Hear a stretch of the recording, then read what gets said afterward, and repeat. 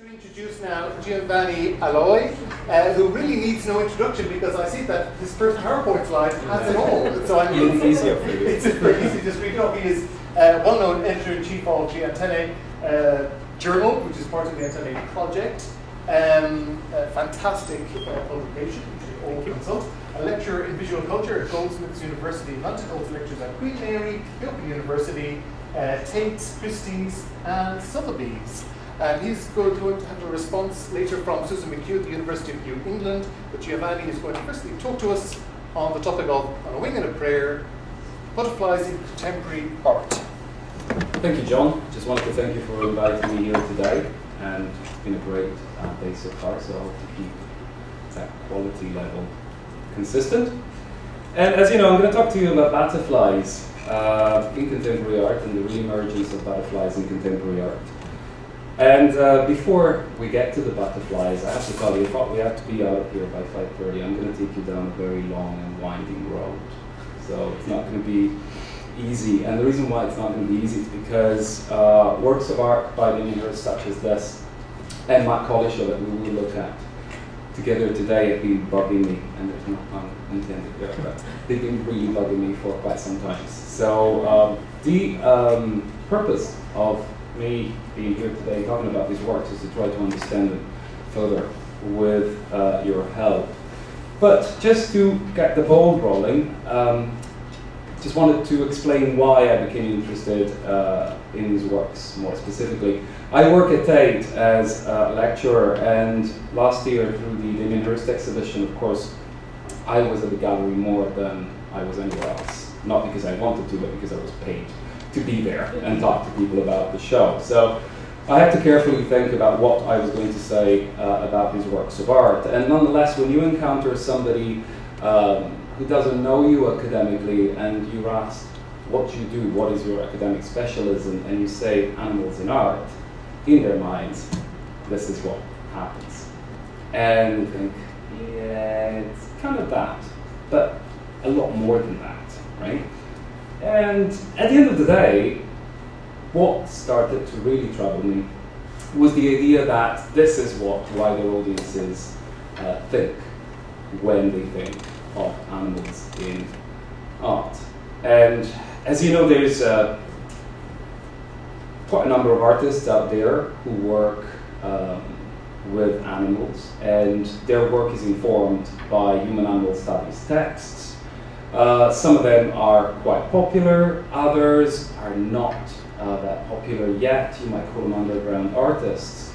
On the other side of the fence, if you like to have a fence in between the two at all, but it seems like that might be one, you have people like Damien Hirst and Collishaw, who I don't think I can quite safely say have read Donna Haraway before coming up with artworks of this kind, but nonetheless, there's a presence of an animal in the work of art, and therefore I feel like these works of art demand attention, especially because wider audiences will remember these much more than other works of art that we perhaps encounter in conferences or exhibitions that are related to the human-animal studies field.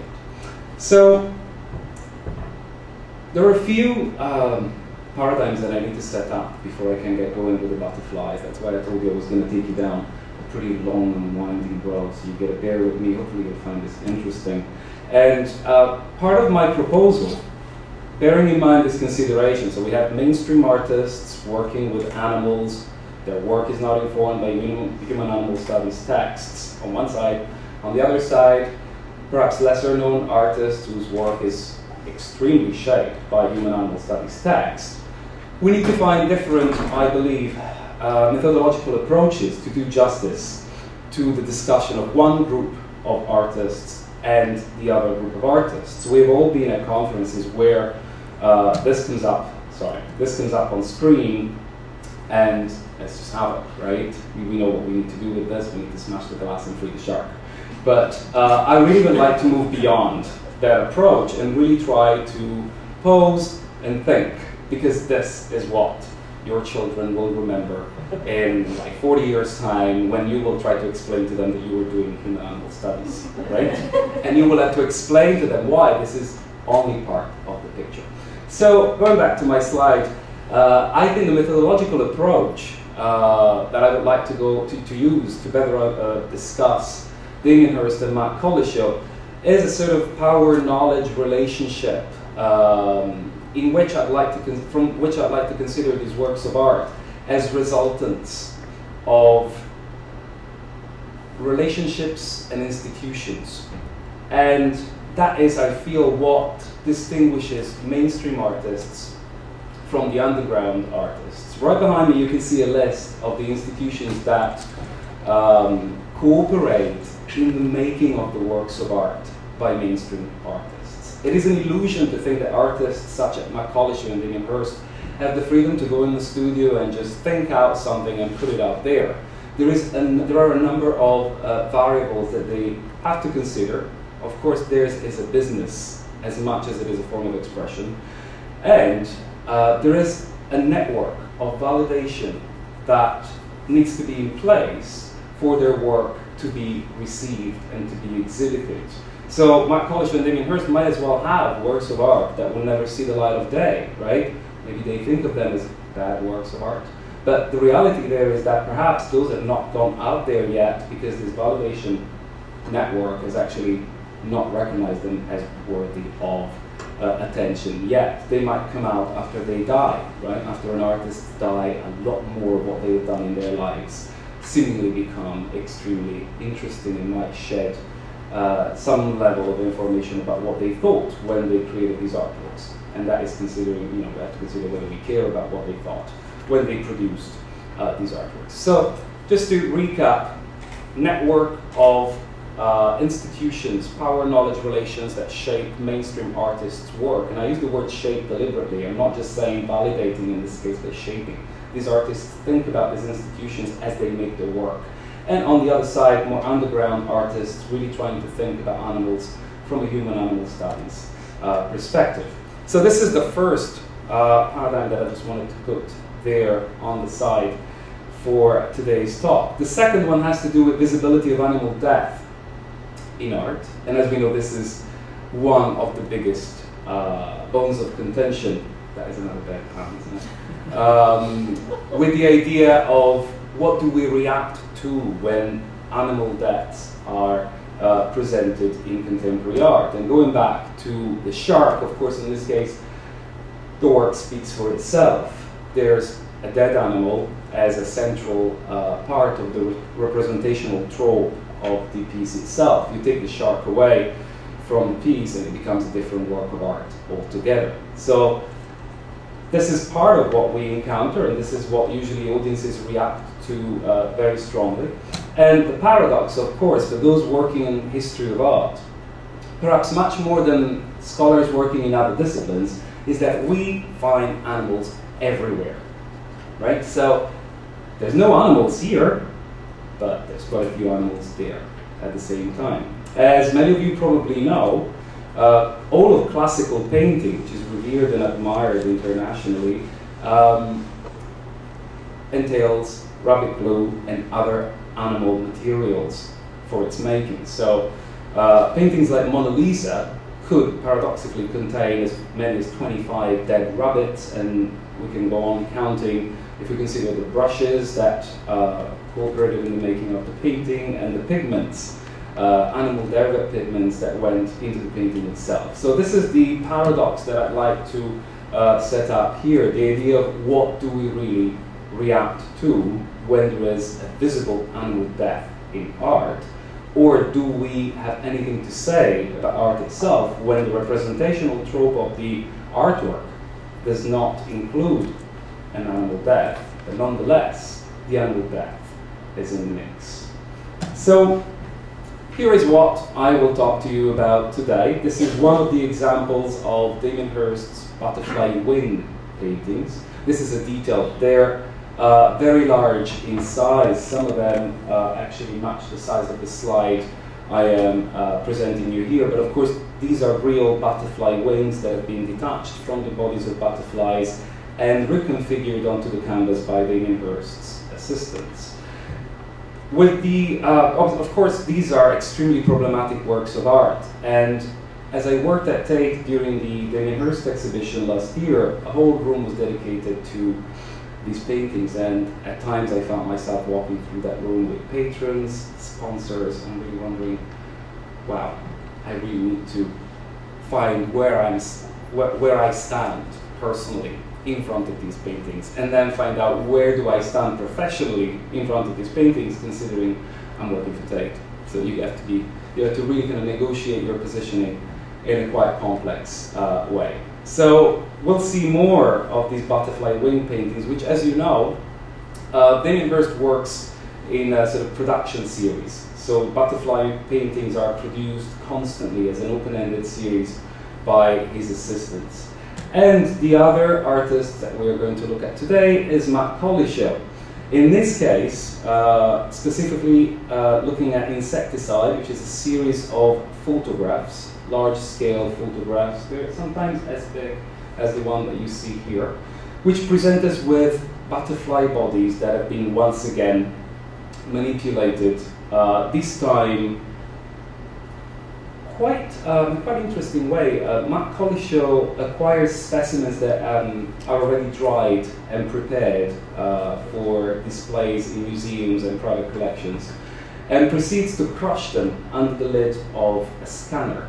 Then he produces a very high-resolution image and spends a lot of time on Photoshop rearranging the fragments that have been produced through the crushing in order, he claims, to provide us with something harmonious again. So both works of art, which is what actually led me to think about Collishaw and Damien Hirst together, present us with a first phase that entails destruction of some description, of a destruction, if you like, of the animal body, and then an attempt to recompose the animal body or reconfigure the animal body in a different way. There's a reparation here taking place that falls a little bit short of qualifying for the term reparation in this case. And that is what I found also particularly interesting, the intent of repairing what and for what purpose with the images by Collishaw and the paintings by Damien Hirst. So, proceeding further, and really thinking, how can I think about these works of art in a productive way from a human-animal studies perspective, I thought perhaps looking at the discourses, historical discourses that intermingle in the making of these paintings, and trying to map out what these works of art say today about us, our relationship with animals, and our history with animals, and most especially, of course, butterflies in this case. So one of the oldest discourses which saw butterflies acquiring a representational meaning, we find that of mythology. Some of you are familiar with the classical representation of butterflies as the soul, and perhaps even more familiar with the beautiful neoclassical sculptures by Canova, in which Psyche is represented handling a beautifully crafted butterfly. These artworks already show us something quite interesting. So a kind of transhistorical, symbolic balance of the butterfly through Western culture, which seems to survive through Greek art, then the Renaissance, and neoclassical art. So it's a recurring symbol that surfaces a number of times.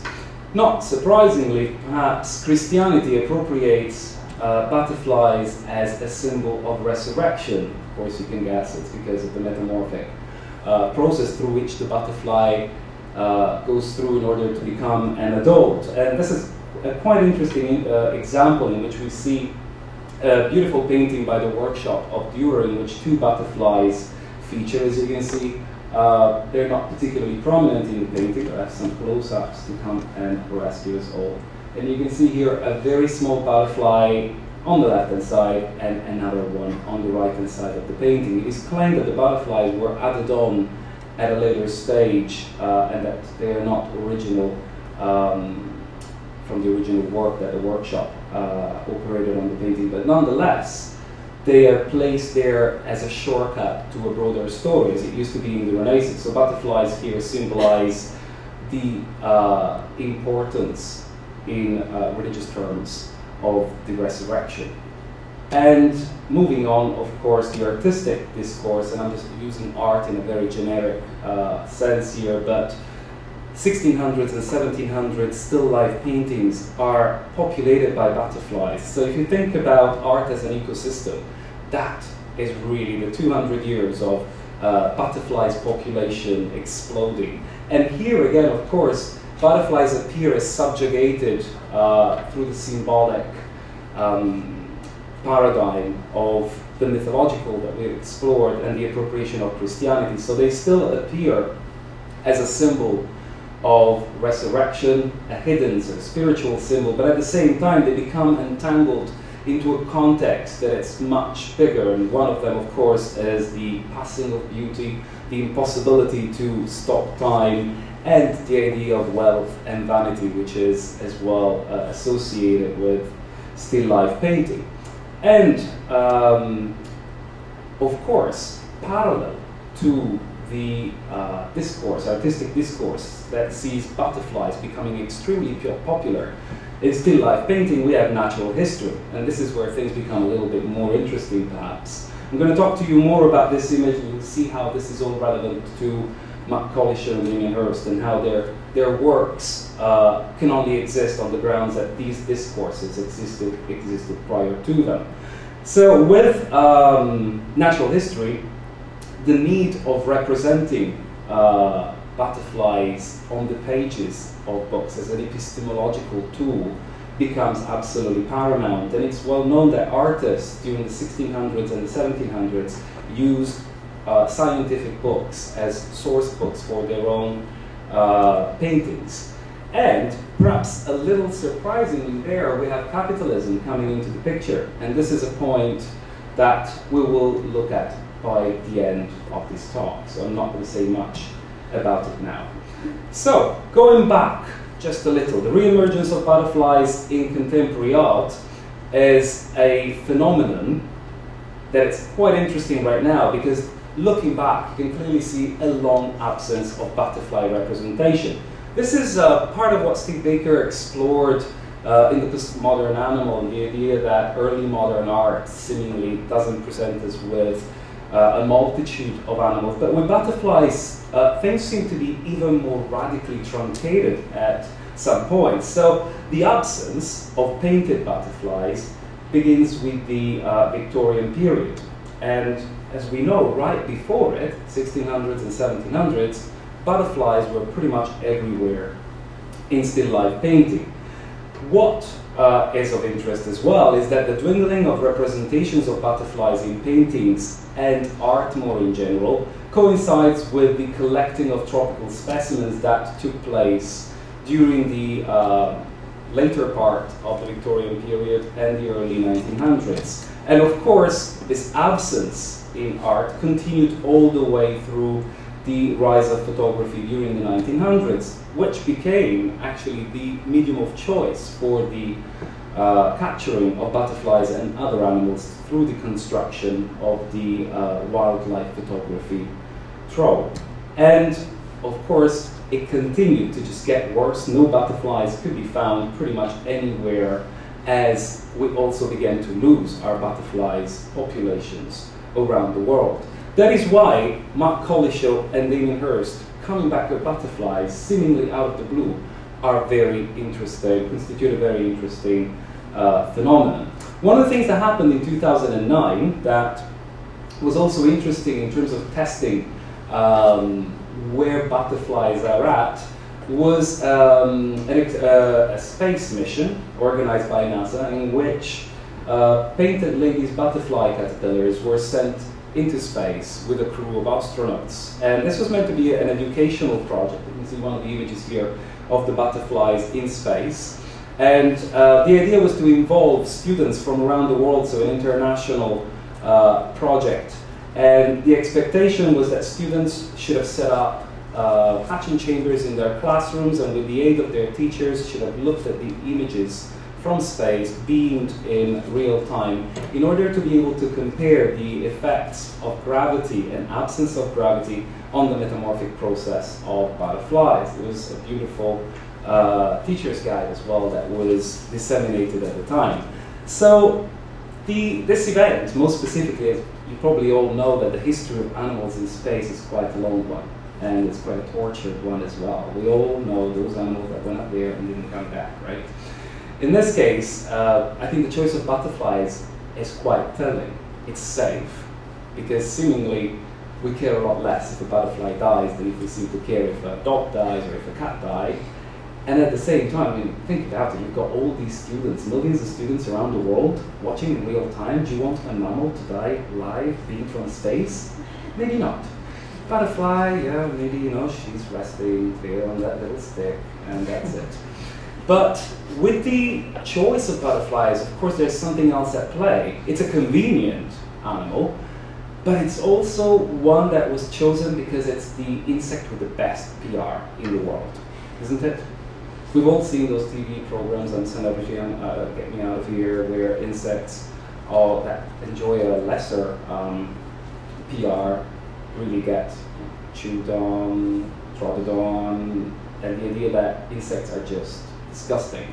It's still something that we find almost as a given in education, which is something that really puzzles me and worries me. So the choice of butterflies, I think, is particularly important from a speciesistic perspective. Butterflies in the 20th century and in the 21st century have lost entirely their spiritual charge. So when we think about the discourses that made butterflies surface in representation through the history of art, and you see the mythological, you see the spiritual, Christianity, now that's completely gone. And if butterflies appear in media and culture, they tend to be more related to the scientific than the artistic or the spiritual, or at least that is before Damien, Hirst and Collishaw come back, I dare say, to the rescue of butterflies, but nonetheless come back to make the situation more complex. And there's an intertwining of the scientific and the artistic discourse that you will probably see more clearly comes at play with the works of art by both artists. So here we get to the next block for this talk, and this next section revolves around the concept that I formulated called the flattening of nature. For those of you who have read Ron Broglio's book on animal surfaces, you will see that there's quite a lot of overlap in his theory, but nonetheless I take that concept of flattening somewhere else in a transhistorical way.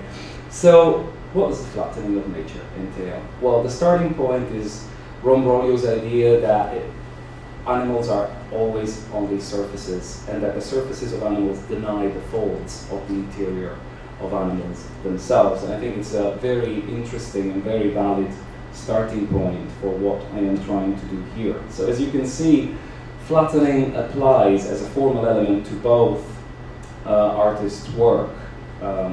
Damien Hirst here and Matt Collishaw here. Of course, they're very different kinds of flattening, but nonetheless, flattenings they are. And this process of flattening, the flattening of nature, can be traced back to natural representations of the early Renaissance period. So, thinking about, for instance, the Middle Ages and the bestiaries, we have a starting point there. And with that transition from the bestiary to a more scientific approach to what will become natural history, what we encounter is that illustration is the most important epistemological tool in the understanding of nature. And as you can see here, we're starting from the botanical realm, not the zoological, and of course the botanical is the opening way for the zoological, where a plant is being eradicated and flattened for the purpose of fitting the space of the book. And I think this is a very important, it's not a coincidence of course, and it's a very important epistemological site that simultaneously enables knowledge to arise but shapes knowledge itself at the same time. Of course, there's a beautiful history of flattening of nature, if you like, in which plants appear next to text, so occupying the same epistemological level. And if you're thinking, oh, this is Foucault saying and seeing and seeing and saying, yes, you are totally right. And the point here is, of course, the transition between the illustrating of the specimen and then just substituting the illustration with the specimen itself. And what do you do with the specimen? You flatten it. So the flattening is a recurrent epistemological tool in order to understand nature that characterizes the formation of knowledge all the way from the early Renaissance into the early modern period. And of course, I've showed you plants, but the same happens in parallel with butterflies and of course other animals. But nonetheless, butterflies, I feel, suit the formal properties of the epistemological space much more than other insects. And here they are in a very old illustration by Ulisse Aldrovandi, in which the iconography of the scientific display of butterflies is already in place. And this iconography is the one that we encounter again in later works on scientific subjects. And again, we see the proximity between text and the animal body becoming extremely, almost suffocating to the representation of the animal itself. And of course, as I mentioned earlier, the artistic relation whereby the books that we have just seen were used by artists in order to inform their paintings. Then we get to another stumbling block with Maria Sibylla Merion's work. This is work that is admired, again, around the world for its beauty and its accuracy. Maria Sibylla Merion is considered to be one of the greatest scientists / artists over time, and I'd say yes, I believe she probably was. But nonetheless, there is something quite important here to the working of the flattening of nature. So not just the idea that nature is flattened quite mechanically in a way to place us in an advantage point towards nature, but the flattening of nature, I argue, operates a hiding of the killing itself. So to recuperate the killing of the animal that it's not seen in the flattening of nature, we have to look into accounts by Maria Sibylla Merion, where she describes how the killing of a butterflies could be operated in the best possible way. So she says, if one wishes to kill butterflies quickly, then one must hold the point of a darning needle in a flame, thus making it hot or glowing red, and stick it into the butterfly. They die immediately with no damage to their wings. And it's very important, therefore, to remember that through this flattening of nature, animal death is a stage through which the process unravels itself.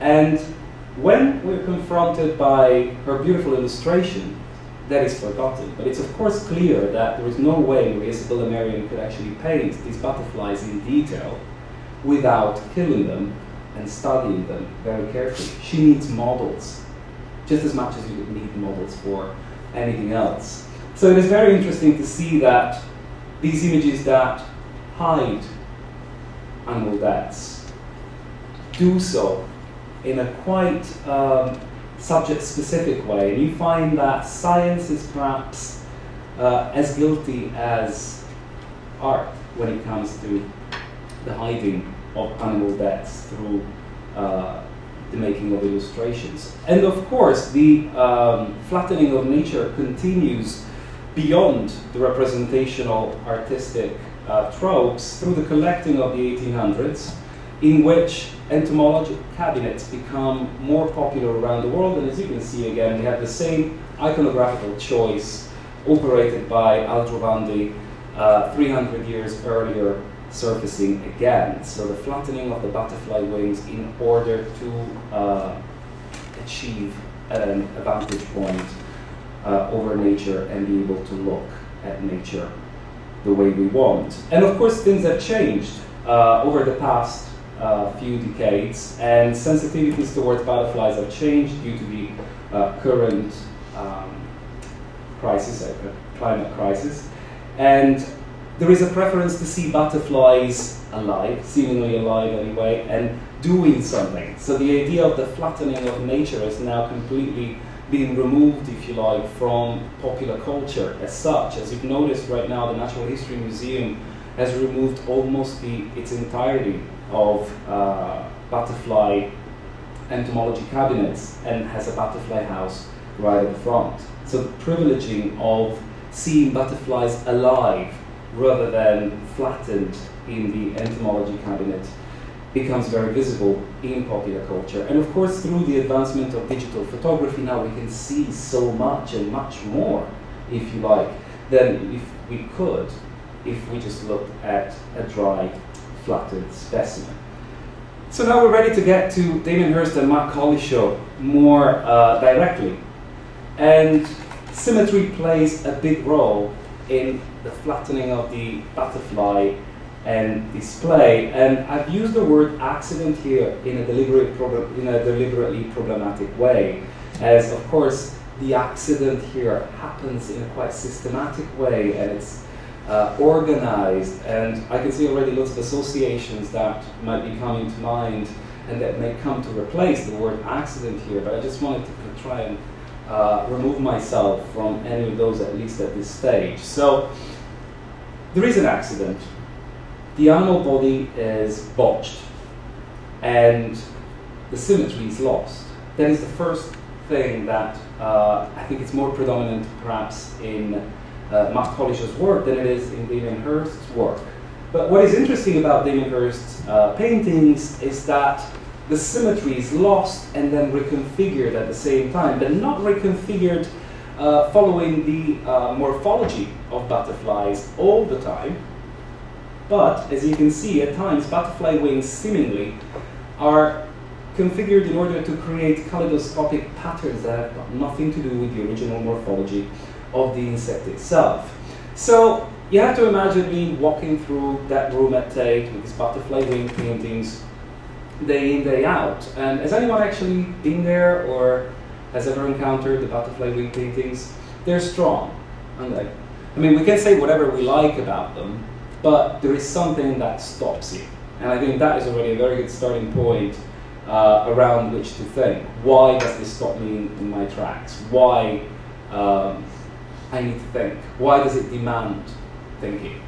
And it's quite fascinating to ponder a little longer on that phenomenology, and having to sometimes take through groups of people and being able to study their reactions. I noticed that it wasn't just me. People are just puzzled, they gasp. Very few didn't want to look. Most people are attracted to them magnetically in awe, which of course led me to think, I think I know what's at play here. Nonetheless, before I actually got there, I had to go somewhere else to really try and make sense of this strong attraction and, if you like, rejection that you experience in front of these paintings. There's an abject situation that's very complex. You are drawn in and at the same time not really well to partake into the looking even, but nonetheless you are. And one of the reasons I found for this impossibility to prevent looking lies in the golden section. As you all know, the golden section was used in Greek art and architecture to bypass any aesthetic judgment and draw us in almost through a kind of hypnotic state. And I could definitely link that experience to the presence of the butterfly paintings and the pictures by Matt Collishaw. The golden section operates through proportionality, providing us with images that subliminally communicate calm, peace, harmony, and a sense of beauty that's overriding. And studies have revealed that the golden section was not, of course, only a prerogative of Greek art, but it's used during the Renaissance in classical art. You can see the golden section there on the face of Mona Lisa. You can actually move modularity of golden sections over her body, and you'll find that her body fits multiple golden sections.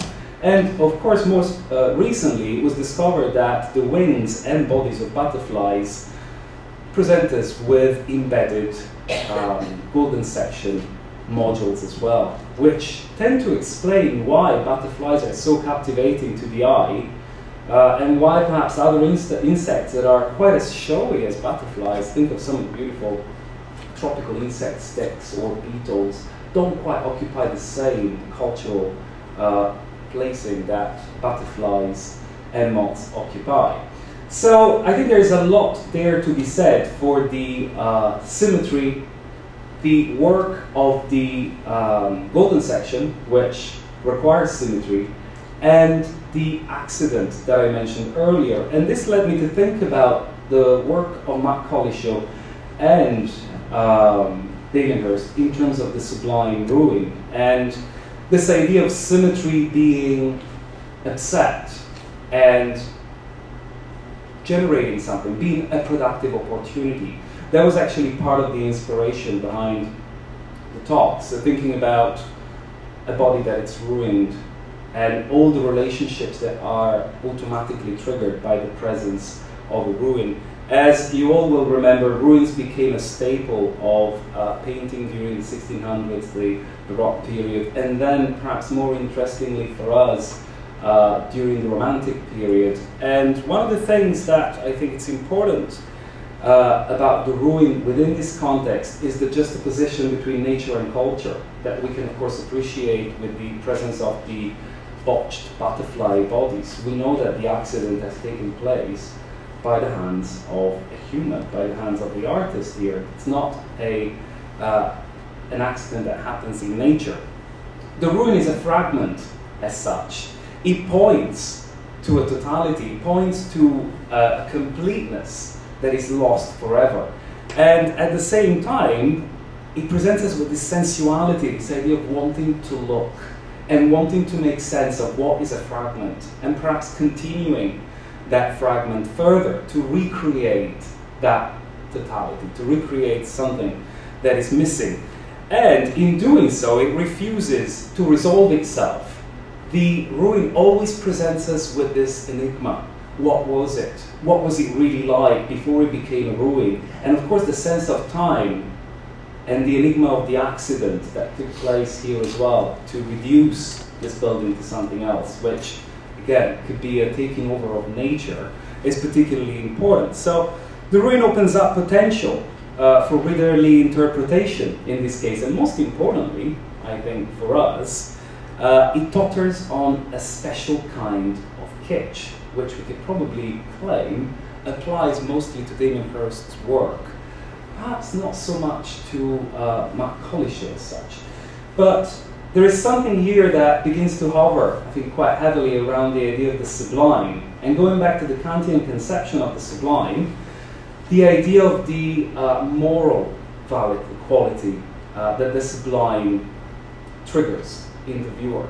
So I began to think about these works of art in relation to the sublime itself. And for those of you who have seen the paintings, you know, they can be quite large, and there are different kinds of sublime, I think, that come at play with Matt Collishaw and Damien Hirst. One is based on the macro, so the enlarging of the butterfly and the scale, and the other, the Damien Hirst sublime is a mathematical kind of sublime in which it's the excess of the multitude that becomes overbearing. But most importantly, I started to wonder, what is this moral questioning that takes place in front of these paintings, considering that Kantian sublime relied on morals ultimately to elevate the rational human. So the idea that we feel better in front of the sublime because we can rationalize as a rational animal what is in front of us. What happens when what is in front of us engages us in a sublime circle because what we see is caused by us in the first place? Can it still elevate us morally? Can it still challenge us to be the ones on top? Or is there something more in this case? Is there something that doesn't quite belong to the ruins that surfaced in different artistic discourses?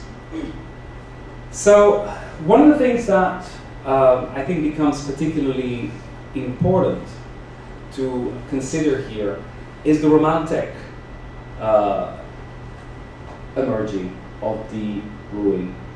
And I think this is very relevant, digging a little bit deeper and beyond the surface of these images. So looking at the 1800s, the Romantic period, and how the ruin became spiritually charged and how the sublime became something different, something contextualized within as a counterweight of the Industrial Revolution, and functioned at the same time as a reappropriation of spirituality, a kind of shifting of the spiritual from Christianity itself into nature, reconfiguring relationships that had been consolidated previously and brought into questions by the radical changes that took place towards the end of the 1700s and the beginning of the 1800s. And again, do you remember when I said to you that, the ruin totters around a certain kind of kitsch? Well, here we are. You can definitely claim that Damien Hirst plays with that, possibly quite deliberately. And in this case, what we have is an emulation, a simulation of a stained glass window operated with the reconfiguration of butterfly wings, where the symmetry and the harmony presented by the golden section is reconstituted through the intervention of the artist. You can think about these works of art as something across the collage range, something that brings high and low art together, the decorative.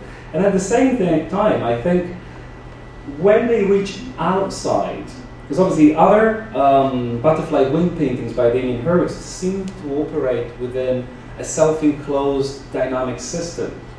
But in this case, as soon as they take on the shape of something else, they reference the outside world, there's something quite interesting that happens, and the commentary on beauty, horror, the sublime, and how this may be relevant to today, also takes a kind of historical note. The idea of beauty and horror and the role play that they share through civilization. So for instance, in this case, the idea of the spiritual and the idea of Gothic cathedrals. Whenever we walk into a Gothic cathedral, I think very few people stop to think how many deaths were required in order to make this beautiful building, and how many forests were raised in order to build the scaffolding and provide materials that enable the constructions of this building. And of course, then we can stretch it even further and think about the Vatican, and think about popes as the worst perpetrators of wars. And suddenly the distinction between beautiful and what's beautiful and what's ugly and what's horrific and what's good and what's bad become extremely difficult to untangle. So in a way, I find these paintings commenting on quite important relationships between us, animals, but also the history of human civilization.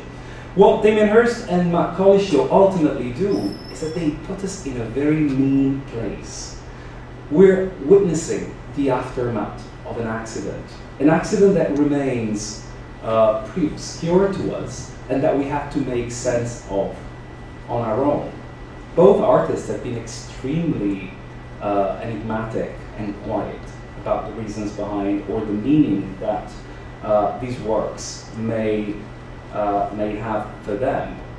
And one of the conclusions that I came to when it came to thinking about these works of art and the work of the sublime in relation to human-animal studies is that what terrorizes us is not therefore just what we see in front of us, but it is what we see in the reflections of ourselves, the dramatic contradictions involved in what it means to be human and to be a human animal amongst other animals. One of the things that was very fascinating at the exhibition at Tate was that this painting, which is actually a little bit larger, the original is a little bit larger than the one I'm showing here, was placed diametrically opposite to this painting, which you might not even want to call painting anymore, as its surface is covered in flies and resin.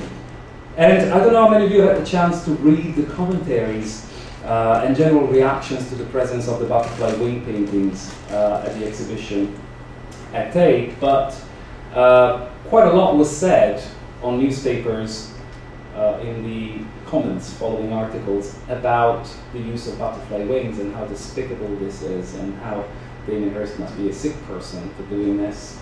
And nobody spared a word for this. This is thousands and thousands of flies. And I thought, actually, when you stand in that room, the setup, curatorially speaking, it's really smart. Because you turn around, the comparison is there. Do we care for flies? No, we don't. But I remember talking about flies quite a while back. It didn't go very well. I don't want to go there anymore, but I just wanted to, make you aware that that's what happens, right? So we have to kind of evaluate that too. Butterflies are pretty, and we care if they die, but flies don't care for 1 second. So the wrapping up and going back to the last point, which I didn't explore with you back then. So the last discourse that I believe plays a key role here. We have capitalism, and as you probably all know, the Sublime has not just resurfaced in contemporary art through the work of Collishaw and Damien Hirst in the presence of animals, but it's something that has, it's a phenomenon that dates back to about 10 to 15 years ago, and perhaps 2004 with the Weather Project at Tate was one of the landmark moments that really worked as a kind of wake-up moment. The Sublime is here for a reason, and there's quite a lot of great literature out there right now revolving around why the Sublime might be resurfacing in art right now, but there isn't much about why the Sublime might be resurfacing right now, and it might incorporate animals. So, for instance, the idea that once again we are faced with a setup that resembles the imperial, hyperliquid, and perplexingly spectral capital of the 18th century. And the idea that nature, once again, is proposing itself as a limit to human power, which, if you think more carefully about this idea, perhaps during the 50s and the 60s, the post-war period, we may have somewhat thought we were on top. And then, of course, during the 80s, things began to change again to a degree that today, the limits imposed by nature are visible in our everyday lives, in our ethical choices, ranging from the where do I buy my coffee, to what I wear, to what I eat, to do I have to have solar panel on my roof. And most importantly, I believe this resurgence of the Sublime, I agree, it's actually extremely related to the environmental crisis that we are going through, and therefore the presence of butterflies, I think, in the work of Damien Hirst and Collishaw work as a kind of call to really take this seriously. And that's not to say that the artists have intended the works this way, but it's in the light that butterflies have re-emerged for some reason in art now. And I think there's something in that specific phenomenon that needs to be further questioned. So just to bring this talk to an end, I just wanted to highlight that the imposition of the limits of nature itself and the seemingly impossible restorability of a balance between nature and ourselves, which grant these works of art the extremely unsettling quality they exude, might be in question here. The images highlight a need for seeking the answer to ultimate questions outside the canons of religion and scientific inquiry.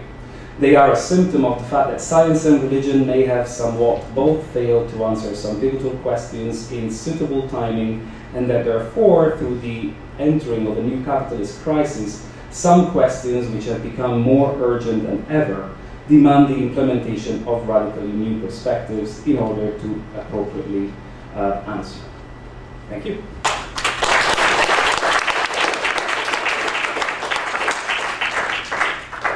Great, thank you very much, Giovanni. And now we will have a response from Susan McHugh, who is Professor of English at the University of Uni.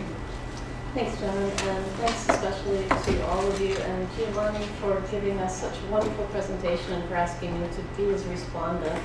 I should start by explaining a question that all of you probably have on your minds. Why is a literary and cultural studies person responding to obviously a very wonderful, fine piece of art history here? And so a few true confessions to begin with. Giovanni and I have been friends for years through animal studies. We found each other, but very quickly into our friendship, we came out to each other as plant lovers. But very few of you know that, but some of you have photographs of me hugging trees, Steve Baker, so yes, it's true. But what I don't think even who Giovanni knew before asking me to do this is I'm actually an entomologist, Monkey. I thought about a career in studying bugs early on. My favorite undergraduate course was practical beekeeping, for which I had to roll my sleeve up early in term, stick my arm out and submit to being stung to prove that I wasn't allergic in order to work in the university bee yard. I did that lovingly, gladly, and all under the spell of integrated pest management, which I thought I could contribute to for the rest of my days. And yeah, it turned out the science of it actually wasn't so interesting to me as the prospect of staring at insects for the rest of my life. But once I figured out the job wasn't that, I guess literary studies started to look a little better. But so just to take you back to that moment in my life, I was what's called a land grant institute, my college was to begin with. So there's a long, old agricultural history explaining why there was such a thing as a university bee yard still even in my days. And every time I'd have a visitor on campus, I'd drag them willingly and usually unwillingly to the entomology building to go look at these wonderful old Victorian cases that were actually installed in the halls of the building. And I would stare at for hours on end, and I thought everyone else should be just as fascinated with as I was. And they went along, played along with me through my tours of these cases that, in retrospect, were these crazy Victorian creations. There was a box of green beetles, or a box of little giant cockroaches, you know, okay, scientific, not quite, but really visually splendid. And the ones that I saved for the ends, the ones that it was the sort of sublime moment in my tour, were the cases of iridescent Lepidoptera, moths and butterflies with wings the colors of shot silk that would change color depending on the angle of the light in your eyes. Giovanni's talk has brought me back to this moment because I wonder about what it was I was doing and what I was thinking when I was spending an awful lot of time staring at dead insects and dead butterflies as the most alluring or most interesting aspect of it. Certainly, I think that a lot of us have a lot to learn from this entomological optics and history that Giovanni has presented us here. I don't think I'm the only one who finds these attractive as well and who doesn't think often enough, as Giovanni is asking us to do, about what the histories are behind, physiologically, natural, aesthetic histories behind what makes it acceptable, what makes it alluring and attractive to stare at dead butterflies. These rich historical and discursive contexts that Giovanni has just mapped unsettle not just fixed hierarchies, but also so-called common sense conclusions about the nature of art and science and the relationship between the two. At the very least, Giovanni persuades me that a more complicated response is called for when looking at this kind of work than the all too easy and familiar dismissal of animal deaths used as shock value in contemporary art. At least that's the usual characterization of Hirst's work, right? I think we all have heard that before, and maybe sometimes feel that. And it's also obviously available to Collishaw's insecticide series as a response as well. But like the knee-jerk reaction against genetic modification as playing God, such conclusions ultimately buttress uneven power relations, the very ones that they are attempting to critique, I think. In my own work, I've pursued this through, among other things, the sort of conundrum of anti-GMO activism embracing the monarch butterfly as its symbol. It's actually destructive to monarch butterflies because the science that initially indicated that genetically modified corn was hurting them hasn't played out. So what should be a really big, huge global concern right now about the dramatic drop in numbers of pollinators, not just butterflies, but bees and hummingbirds and other animals that we're depending on, has been reduced to something that from a scientific perspective becomes laughable. These people think that, you know, they're protecting monarch butterflies when they're not. So I think our uses of butterfly imagery and the histories behind them and the science relationship there are all really in need of greater scrutiny in general. And looking at these particular images, I think, is a great way to start to do that. I think, again, that playing God response here, this idea that this is just for shock value, it can be a dangerous response, just returning to Bob's paper from earlier today, because they create this vision of biopolitics that, again, create and empower the mighty, the human, at the expense of imagining any sense of agency for the fragile and the meek, the butterfly. Like the silence and stillness of natural history style representation, butterflies' beauty and fragility is not inherently otherworldly so much as it has been relentlessly rendered so through dominant and dominating ways of looking at them. But if, as Giovanni argues, looking at butterflies has for centuries invariably led to their deaths, and moreover the concealment of those deaths in idealizing representations, then there's something to be said for the ways in which the violence becomes visible in these contemporary art images. All of which makes me want to hear and talk and learn more about the choices and presentations of media that align and distinguish Hirst's and Collishaw's work with butterflies. I wonder especially about how other people, what your gut reaction to, yeah, that's not really good fun either, is to the Collishaw images. Sorry. My initial response, no doubt reflecting where I'm coming from in the US of A, is to see these deaths as mechanically mediated. I see these scenes over and over again on grills and especially dashboards of cars, smashed butterfly bodies, and I guess I see layers of removal kind of built into these images. The fact that it's on a glass of a scanner, it's also replicating or referencing the glass of a specimen plate, and of course then the glass of the camera lens, and layer and layer and layers are built into these invisible materials, glass over and over again. I'm not sure how that works though. Does that shore up? Does that further fragment these animal-human hierarchies that clearly are what the work is about? And maybe Hirst presents a different case in this way.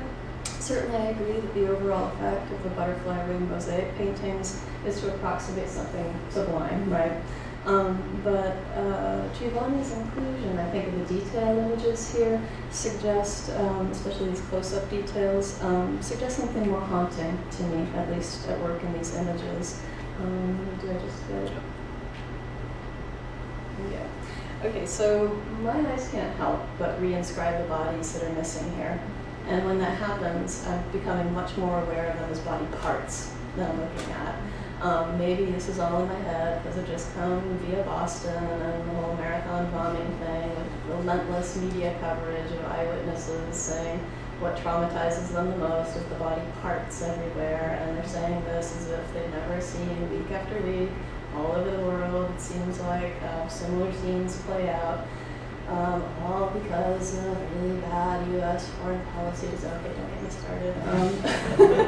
What's more to say that you don't want to know about that?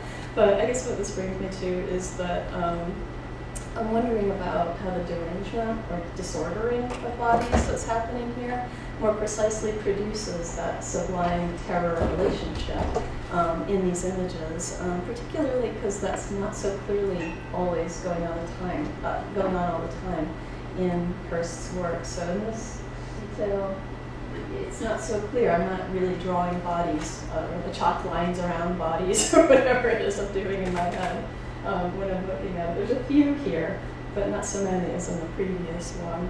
And the fact that they're torn and not clipped, I think, is a really interesting artistic choice. You could have taken a pair of scissors or had assistants do it and trim them up so it doesn't look like it's been ripped off a body. And yeah, so I'm having trouble not seeing them again as body parts all over the place. I guess I have lots more questions about the hierarchies that are built into these as well. Gender, obviously. I'm wearing the butterfly skirt, and yeah, there's not too many butterfly things in the men's department, I'm guessing. Or advertisements for feminine products. There's a lot of butterflies, right? But men things, so there's a lot more to say there. And racial hierarchies that are built in, that 19th century image that you have of the butterfly collector surrounded by the people who are actually doing the collecting for him. And he's got the sun helmet on and everything. Lots more to say there. But by way of conclusion, just 2 quick points. First, victimization is only one framework within which we can look at the dead. I think that's something that I'm getting out of this paper anyhow. And another is that sight is indeed an epistemological tool, but a very unruly one. Thank you.